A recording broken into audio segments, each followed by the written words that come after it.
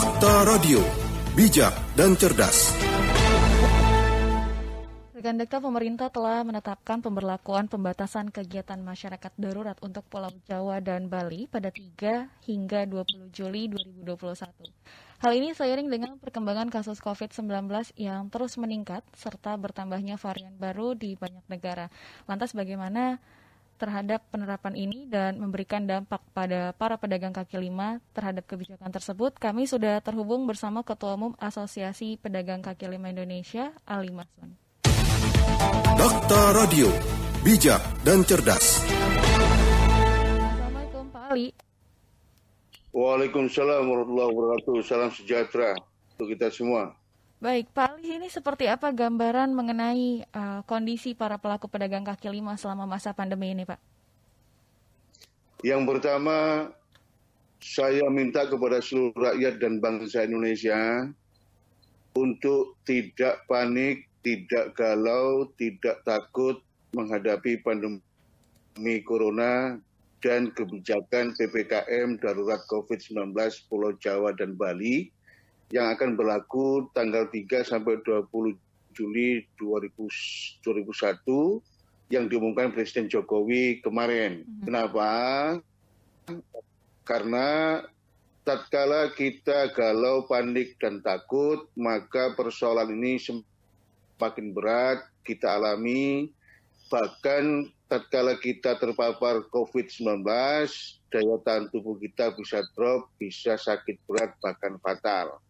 Untuk itu saya minta tenang, bersyukur, move on, ya, tetap bekerja, tetap berjualan, tetap bertani bagi petani, tetap berproduksi bagi home industry dengan selalu taat pada protokol kesehatan, tata aturan PPKM COVID-19 darurat Jawa dan Bali, karena keluarga kita harus dihidupi dan anak-anak kita harus disekolahkan, begitu Mbak. Jadi di tengah keterbatasan 20 hari mulai besok, saya minta seluruh pedagang kaki lima, pelaku ekonomi rakyat tetap optimis, tetap berjualan dan berusaha dengan taat aturan prokes COVID-19 dan manfaatkan semua kesempatan yang ada termasuk menggunakan teknologi digital,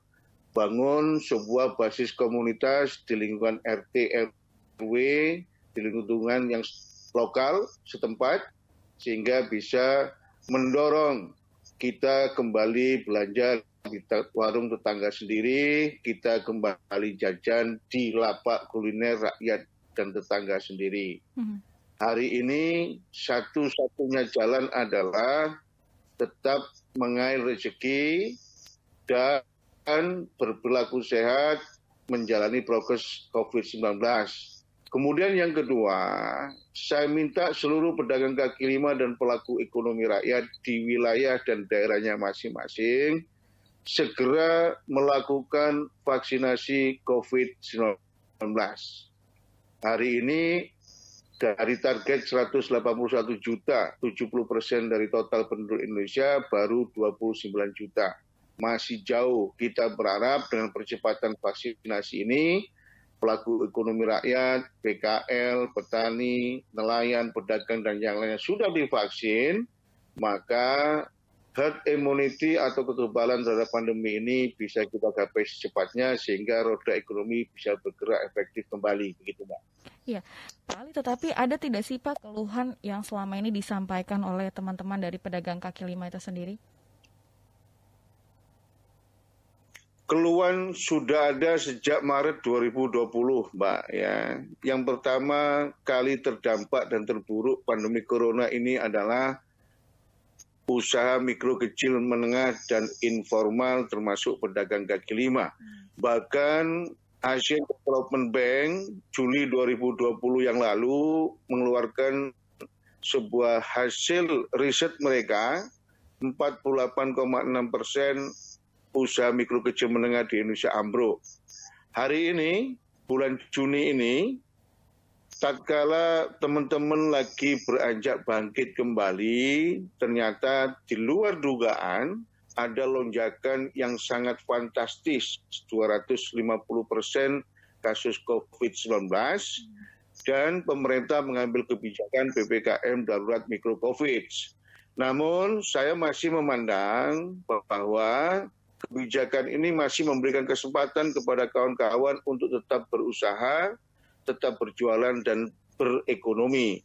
Oleh karena itu, saya minta seluruh pedagang kaki lima dan pelaku ekonomi rakyat tetap optimis bekerja dan berjualan sesuai dengan tata aturan yang berlaku, mentaati prokes COVID-19 dan segera mendaftarkan vaksinasi.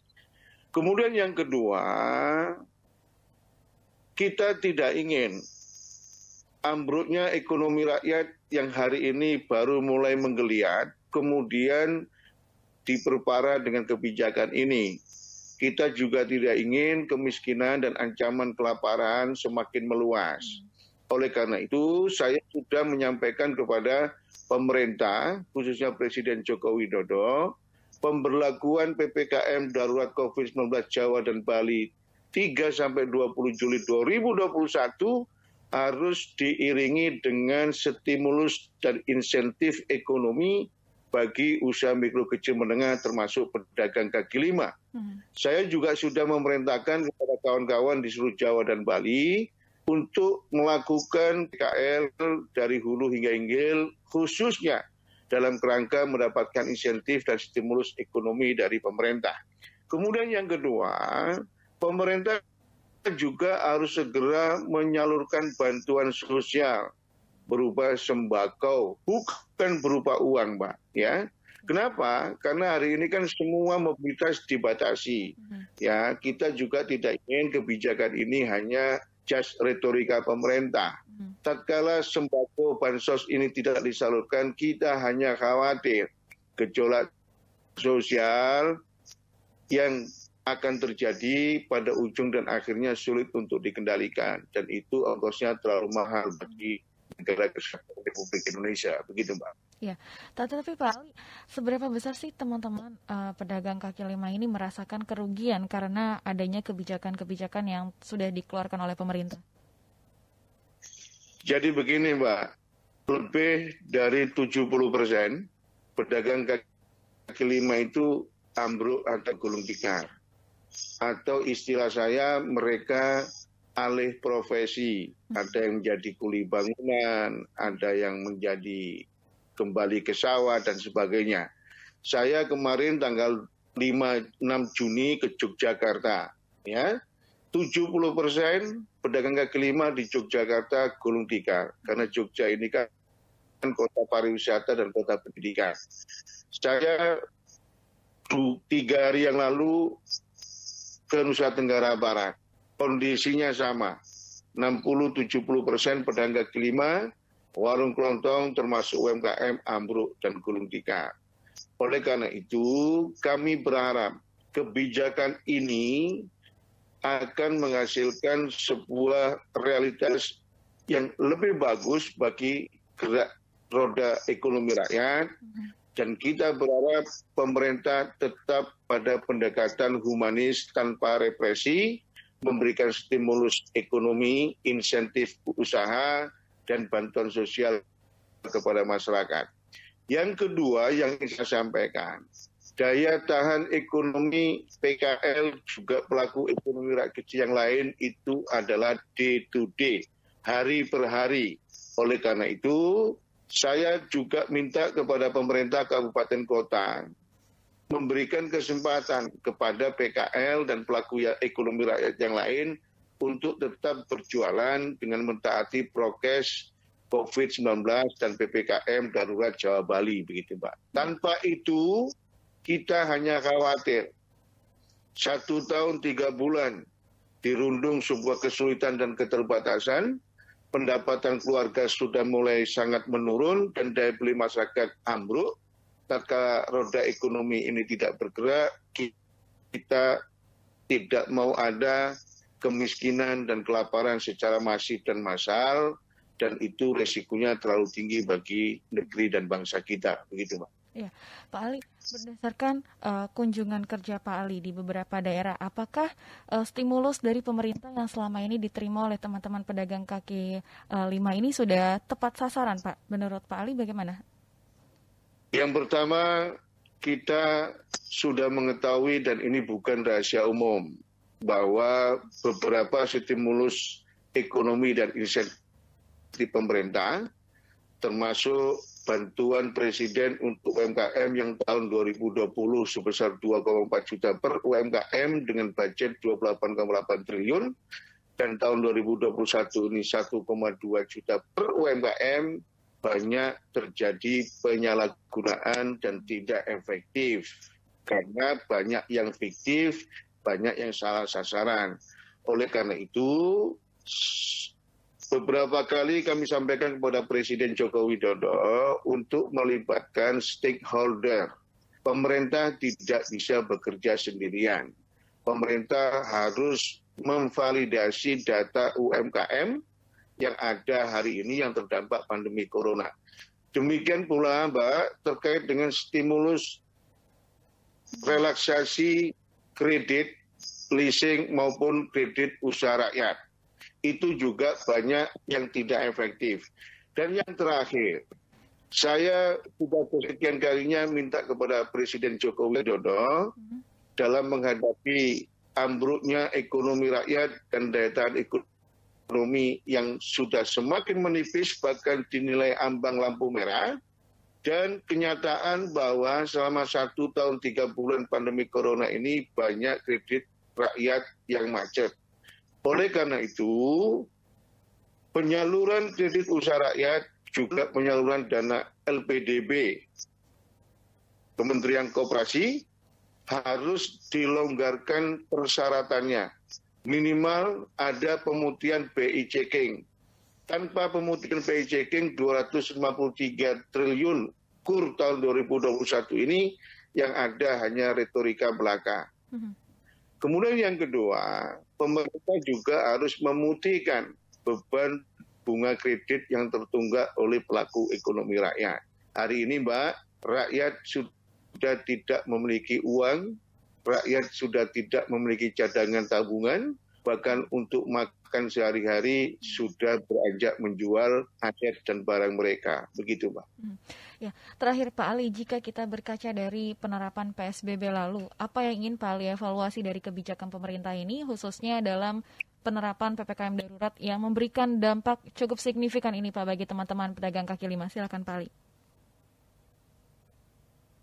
Yang pertama, saya minta pemerintah melaksanakan PPKM darurat COVID-19 Jawa dan Bali ini tetap arif dan bijaksana.